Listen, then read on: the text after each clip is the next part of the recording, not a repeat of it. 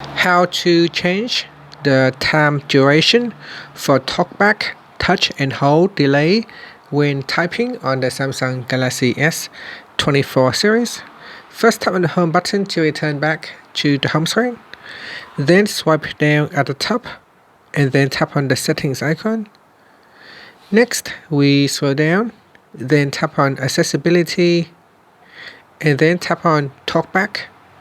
From here, tap on settings. Then we scroll down. Next, tap on advanced settings. And we scroll down to the bottom and tap on touch and hold delay when typing. From here, by default, it is set to 3 seconds.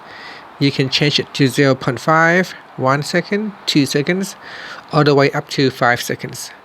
So select one of the options and then tap on the back key or tap on the home button to return back to the home screen. Thank you for watching this video. Please like and subscribe to my channel for more videos.